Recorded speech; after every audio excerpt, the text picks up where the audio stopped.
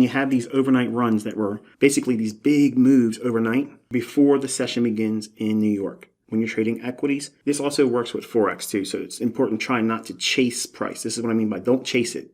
Overnight, what was the market doing? It was rallying. So when we open up at 8:30, do we go in here and start buying it just because it's gone up overnight? No, we don't chase it. You have to wait. Typically, whenever you see a big run up or a big run down, there's a consolidation that takes place shortly after. Now, not always. Sometimes it just keeps on ripping higher or lower, and you'll either miss a move, or if you get lucky, maybe you can participate in it. But this is what I typically look for. So if there's a lot of range movement overnight, what's overnight? 2 o'clock in the morning to 5 o'clock in the morning. If we get a big run like that, which is what we're seeing here, right away in my mind, I'm thinking, don't trade a lot. Don't expect a lot of in and out, perfect precision. Wait for a real significant price move. Otherwise, you're going to get chopped up. Now, what does that mean? Well, when we have it opening here at 8:30, look to the left. What do we have? We have this high here, and we have the low over here. We can use this one because they're relative equal, but I like this one. Why? Why do I like this one? What's below it? Fair value gap. So it's likely to trade down after it creates this sloppy opening. Look at all this movement in here. We start going lower first, so that's good. We create a pseudo Judas swing. But did it create a nice low and turn away from it? Look at all this back and forth. And it created these suspect lows in here. Relative equal lows.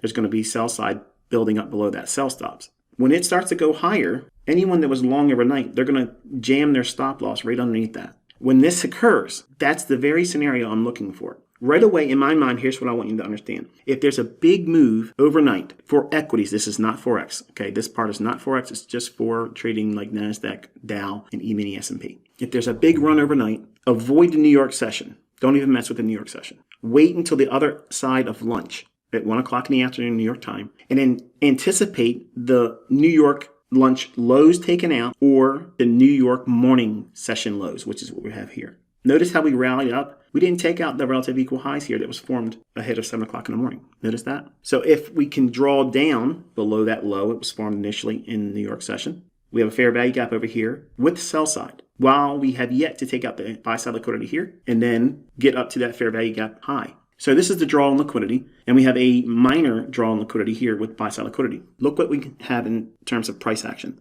The NASDAQ drops down, taking out the sell side, digging into that fair value gap.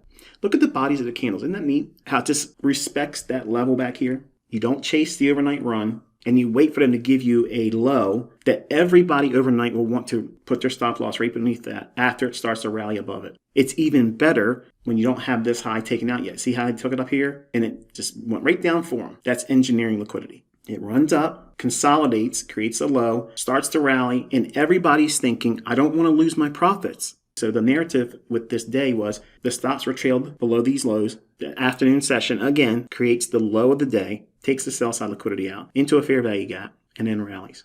Now in here, I'm going to teach you a little bit more about that. Watch. Notice we don't really have a fair value gap down here, but it gives us the basis for expecting the price to start to rally into the afternoon. Now, at 2 o'clock in the afternoon, we have the market trading down into an imbalance over here. Liquidity resting below these relative equal lows is taken out. So what are we looking at? We've seen a price run that we don't think needs to come back down here because the logic is the overnight stops have been ran out down here. There's no reason for the market to want to come back down there. But we have this low and these relative equal lows here post New York lunch. New York lunch is noon to 1 o'clock in the afternoon, New York local time. So the imbalance, we trade down into that. What's the likelihood of it coming all the way through the imbalance and then going after that low? Not likely. Not likely. Not after seeing this run here. They don't want to give these traders another chance to get back in. They got stopped out. So it's going to be a little bit more sneakier when they make these new setups to continue into a higher run. So they take out the sell side below these relative equal lows, take those stops out, and then it rallies, and it drops back down. Now here, watch. We have a swing high